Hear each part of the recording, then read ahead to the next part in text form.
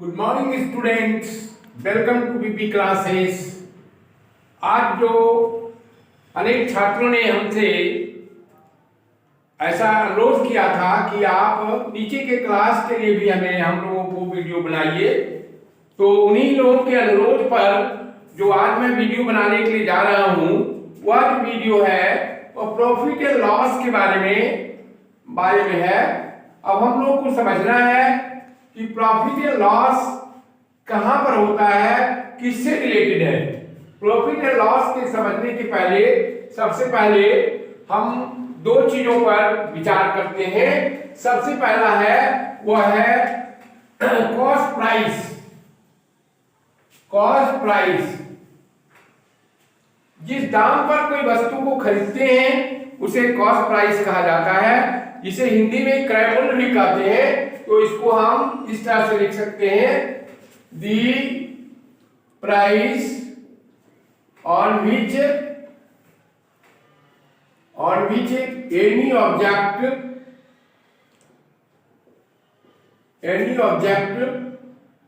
और anything is about is called its cost। Short में इसको डिनोट किया जाता है सीपी से। Shortly it is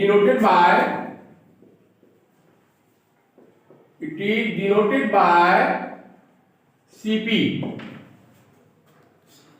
and similarly दूसरा चीज समझते हैं हम लोग, सेलिंग प्राइस। सेलिंग प्राइस, जिस दाम पर किसी वस्तु को हम लोग बेचते हैं वह उसका सेलिंग प्राइस कहलाता है। लेट अस सी, हम डिफाइन इसका लिखते हैं, the price on which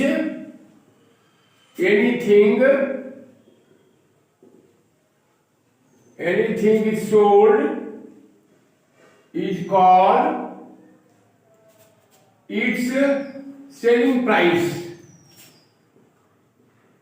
selling price, मान लो कि किसी वस्तु को तुम 400 रुपया में खरीद करके 600 रुपया में बेच देते हो, तो वह जो 600 रुपया हुआ उस वस्तु का सेलिंग प्राइस हुआ, और वो जो 400 था वह उस वस्तु का कॉस्ट प्राइस हुआ। अब हम आते हैं कि हमें प्रॉफिट कब होता है, हमें लाभ कब होता है और हमें हानि कब होती है।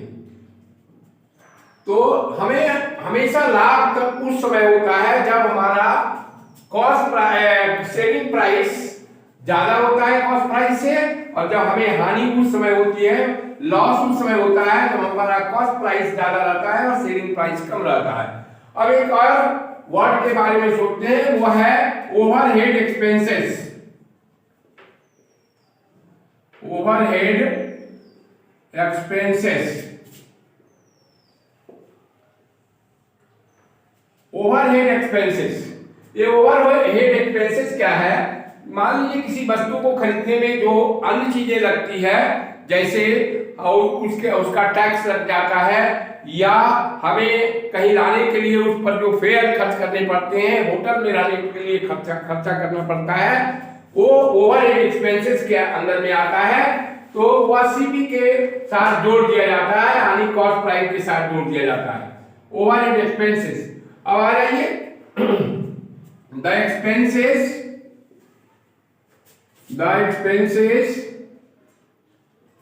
which is done during the purchasing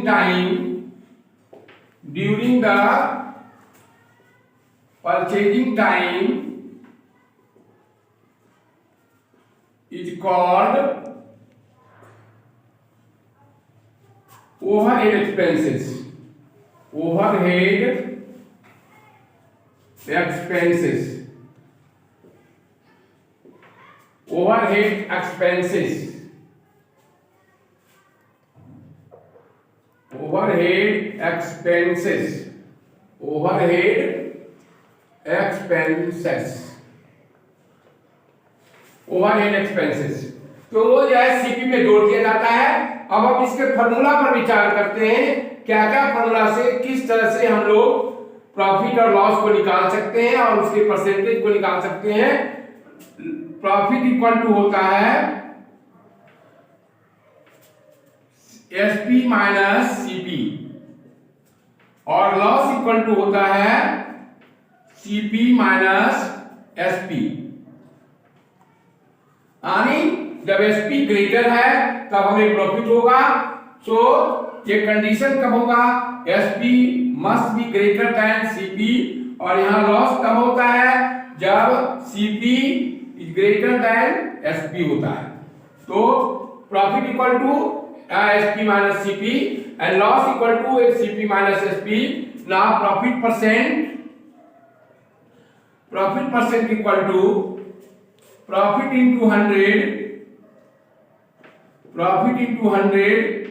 by CP.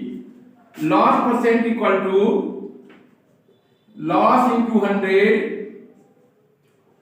By CP.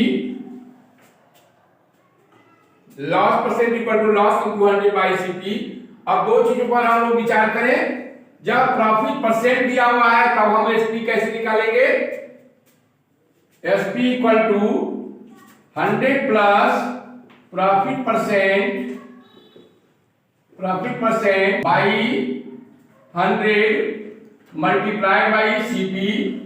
And जब हम लॉस पर हम एसपी निकालते हैं तो SP equal to 100 minus loss percent by 100 into CP.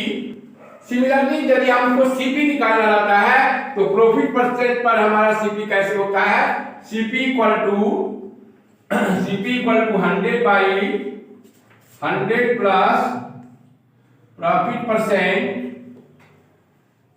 Percent into SP. And again CP equal to loss के ऊपर जब हम निकालते हैं सीपी को तो 100 by 100 minus loss percent into SP. इस तरह से इसके सारे फॉर्मूले भी निकल गए और इन फॉर्मूलों के सहायता से आप जो है सारे प्रॉब्लम को सोल्व कर सकते हैं। यही सब चीज को हमें ध्यान में रखना है और तब यह इस चैप्टर का जो प्रॉब्लम्स होगा बहुत ही आसान हो जाएगा। तो हमें आशा है कि बच्चे इससे पूरा का पूरा लाभ उठाएंगे और यदि कोई और चीज पूछना रहेगा तो कमेंट के द्वारा हमें पूछ लेंगे। इसी संदेश के साथ तुम्हारा बहुत बहुत धन्यवाद। डियर स्टूडेंट्स, यदि हमारा वीडियो आपको अच्छा लगता है तो आप अपने दोस्तों के साथ शेयर करें, सब्सक्राइब करें और हमें इस वीडियो को बनाने के लिए प्रेरित करते रहें। धन्यवाद।